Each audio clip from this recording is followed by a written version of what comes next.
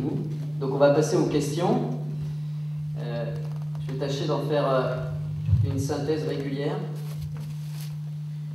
Alors il y a deux premières questions.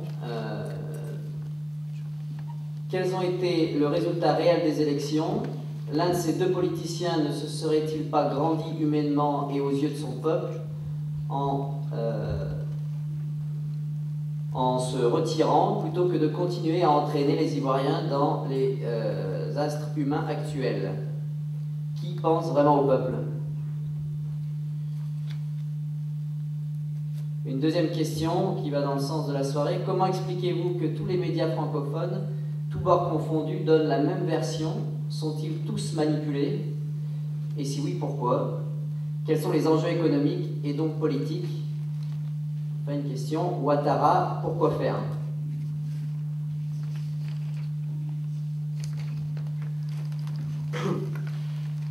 On peut débuter par ces trois premières questions. Oui.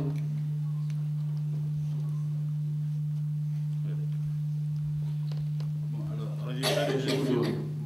résultat des élections, qui les a vraiment gagnés?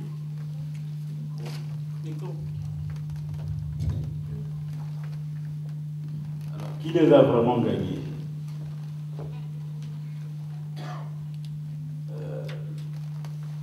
Il faut dire que les élections dans la partie sud, on qualifie les parties sud, se sont déroulées régulièrement. Vous remarquerez que Alassane Ouattara, à différents points du pays, dans le sud, a eu des résultats démocratiques. Dans le nord, vous aviez plusieurs endroits où le nombre de votants était supérieur au nombre d'inscrits. Des endroits où nous avons parfois eu des pourcentages comme 120%. Mais pour répondre directement à la question, il faut dire que les procès-verbaux sont disponibles. C'est même pour ça que Laurent Gbagbo a proposé le récomptage des voix. Il dit, je propose le récomptage des voix. Si je suis battu, je m'en vais. Mais on ne peut pas dire que sous prétexte que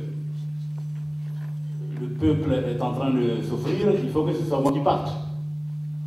Pourquoi ce serait moi et pas l'autre?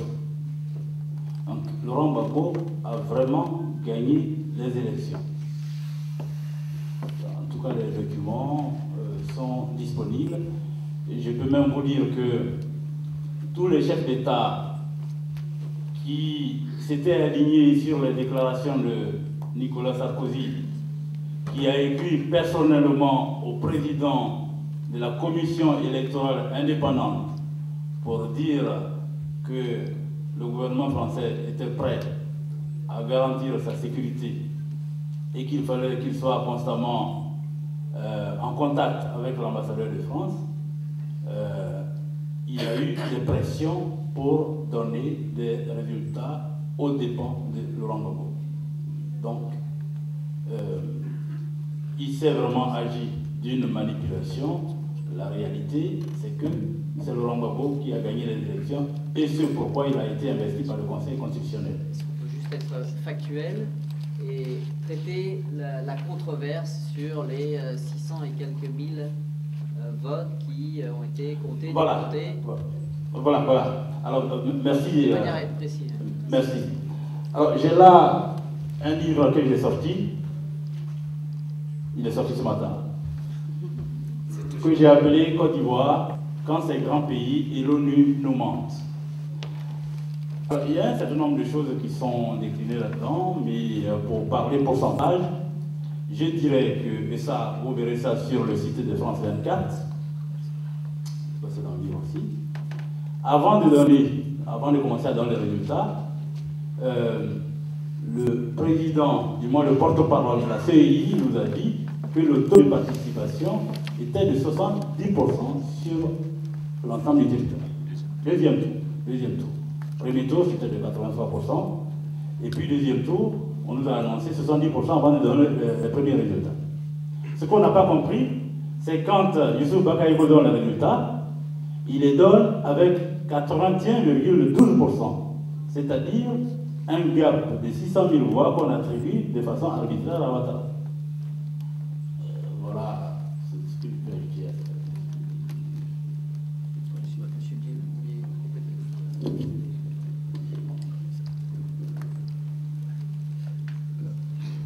Je voudrais ajouter quelque chose à la suite de ce que vient de dire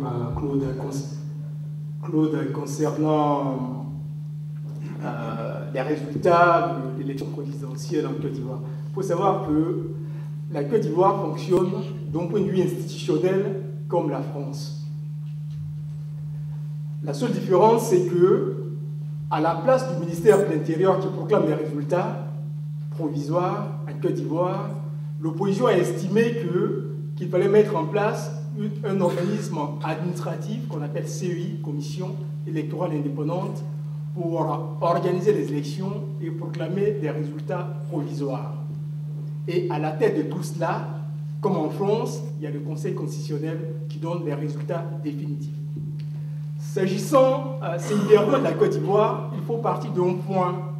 Il faut partir de la résolution 1721 de 2006 des Nations Unies sur la Côte d'Ivoire qui a instauré un haut représentant des Nations Unies pour les élections en Côte d'Ivoire. Et à ce haut responsable, il était reconnu des compétences qui, d'un point de vue juridique, empiétaient sur les attributions du Conseil constitutionnel, qui est l'organe suprême qui donne les résultats définitifs des élections présidentielles et des élections législatives. Et donc, après cette résolution, le Conseil constitutionnel ivoirien, en 2007, a produit une décision pour dire que la résolution 1721 des Nations Unies était contraire à la Constitution. Et sur la base de cette décision, il y a une nouvelle résolution, la résolution 1765, qui a été prise par le Conseil de sécurité et qui a supprimé le poste de haut représentant des Nations Unies pour la Côte d'Ivoire. À ce poste, il a été substitué le poste de représentant spécial du secrétaire général des Nations Unies, à qui on a donné des compétences réduites au niveau de la certification. Donc, le nouveau certificateur, M. Choi, parce que peut-être que certains parmi vous ne savent pas pourquoi, alors que Choi a donné des résultats définitifs, il est puni puisqu'il a été chassé de la Côte d'Ivoire. On l'a relevé de ses fonctions. Quand on fait bien son travail, à ce que je sache, on ne renvoie pas les gens. C'est parce que M. Choi n'a pas fait son travail. Il n'avait pas la compétence pour donner une certification telle qu'il a faite en Côte d'Ivoire. Qu'est-ce qui s'est passé? Les gens prétendent que le Conseil constitutionnel aurait annulé 600 000 voix. Et de ces 600 000 voix, c'est l'argument qu'il a avancé dans Jeune Afrique, M. Choi. De ces 600 000 voix, il y aurait 550 000 voix qui seraient attribuées à M. Ouattara. Et que cela était... C'est vrai que 550 000 voix, 600 000 voix, c'est énorme. Mais ce qu'il faut retenir, c'est que le critère déterminant, ce n'est pas un critère qui se rapporte au nombre des 600 000. Le critère déterminant de l'annulation partielle du scrutin, c'est un critère qui se fonde sur le nombre de départements qu'il y a en Côte d'Ivoire. Il y a 87 départements et l'élection a été annulée dans 7 départements. Quand vous divisez 7 par 87, ça ne fait pas 10%. Donc le critère déterminant, c'était ça. C'est ce que je voulais dire. Merci.